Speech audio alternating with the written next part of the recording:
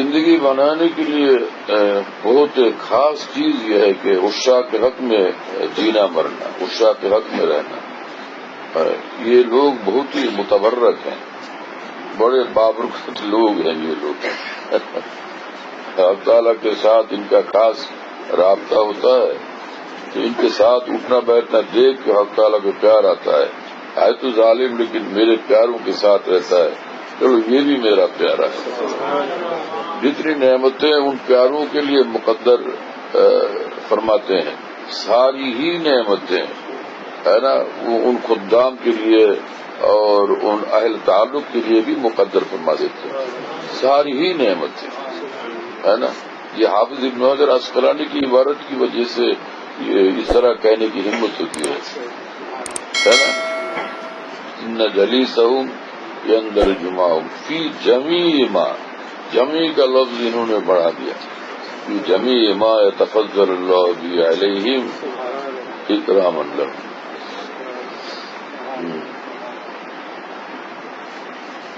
اسی لیے ہمارے حضرت والا رحمہ اللہ فرمایا کرتے تھے کہ اللہ سے ملنا وصول اللہ کے لیے شارٹ کٹ راستہ جو ہے یہی ہے، کسی اللہ والے سے جڑ جاؤ، ان سے ملنے کی ہے یہی ایک راہ، ملنے والوں سے راہ پیدا کر، ہے نا۔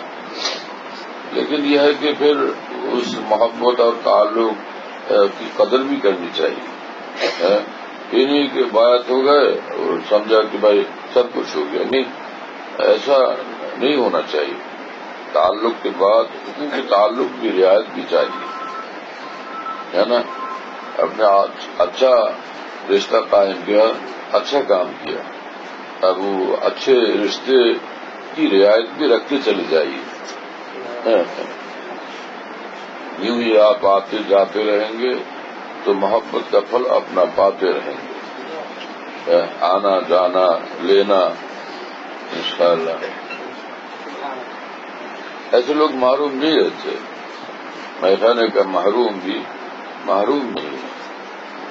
ذرا عشق الہی جہاں عطا ہوتی ہے وہاں لوگ محروم نہیں رہتے، وہ حصہ مل ہی جاتا ہے نا۔ بہت عجیب ہے، بہت افسوس ہے کہ بعض لوگوں کو اپنے مشائخ کے اپنے بزرگوں کی تربیت کی قدردانی نہیں ہوتی کہ بھائی ایک چل چلاؤ والی بات ہے، آؤ بیٹھے سن لیں، ارے آؤ بیٹھے سن لیں، نہیں، یہاں بڑی دولت تقسیم ہو رہی ہے نا۔ بڑے بڑے مالداروں سے کیا بادشاہوں سے بھی آپ آگے بڑھ جاؤ گے اگر اس دولت کی قدردانی کی۔ ہمارے شیخ رحم اللہ نے نہ کسی مدرسے میں شرع جامی پڑھائی ہے نا، اور نہ بیضاوی شریف، نہ مشکات شریف، نہ بخاری شریف، لیکن بخاری شریف پڑھانے والے اور فتویٰ شامی پڑھانے والے حضرت پر فدا ہوتے تھے۔ کس بات کی وجہ سے کہ خدا کے پیاروں پر انہوں نے جان فدا کر دی، ہے نا۔ اللہ تعالیٰ کے دیوانوں کے ساتھ ایک زمانہ حضرت والا نے گزارا، ان کا ادب کیا، احترام کیا، قدر کی۔ اب تعالیٰ نے اس طرح سے نوازا کہ کیا کہیں، حیرت ہی حیرت ہے۔ یعنی پورے ایشیا میں بقول تقی عثمانی صاحب اس وقت پورے ایشیا میں سب سے بڑے محدث تھے حضرت مولانا ہدایت اللہ صاحب رحمہ اللہ۔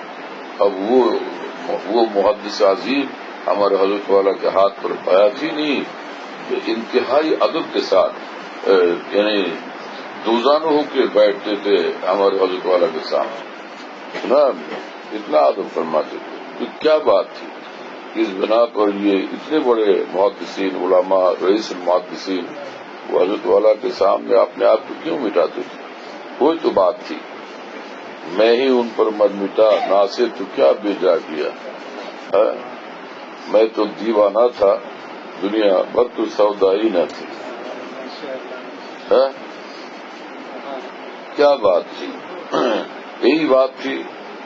میرے شیخ رحمہ اللہ فرماتے تھے کہ جہاں بھی کوئی حق تعالیٰ کا دیوانہ ملا، اکثر نے ان کی قدر کرنے کی کوشش کی، محبت سے ملے، ادب سے ملے، مٹ کے ملے، اپنے آپ کو مٹاتے ہوئے ملے، ہے نا، نخرہ نہیں دکھایا کہیں بھی. سب بڑوں کے سامنے حضرت والا ادب سے بیٹھتے تھے. حضرت مولانا یوسف بن نور رحمہ اللہ کے سامنے، حضرت مفتی شفیع صاحب رحمہ اللہ کے سامنے، ڈاکٹر عبداللہ صاحب رحمہ اللہ کے سامنے، تمام سب بڑوں کے سامنے انتہائی ادب سے پیش آتے تھے. اس کے برکات تھے سب. اور شاہ عبدالغنی صاحب رحمہ اللہ کی جو خدمات اور دعائیں، تو اسی کا یہ ثمر ہے کہ پوری دنیا نے حضرت والا کے سامنے سر جھکا دیا. بڑے بڑے اکابر علماء دین جھک گئے حضرت والا کے سامنے اور مٹ گئے، اپنے آپ کو مٹا دیا. جس پر حضرت والا نے تشکراً فرمایا کہ چاند تارے میرے قدموں میں بچھے جاتے ہیں، یہ بزرگوں کی دعاؤں کا اثر لگتا ہے. کیسا جملہ ہے، تشکر ہے یار دوستو.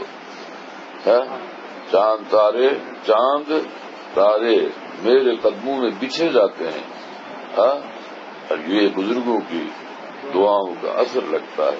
چاند تارے سے مراد بڑے بڑے علماء، محدثین، مفتیان کرام، ہے نا، معتممین، بڑے بڑے حضرات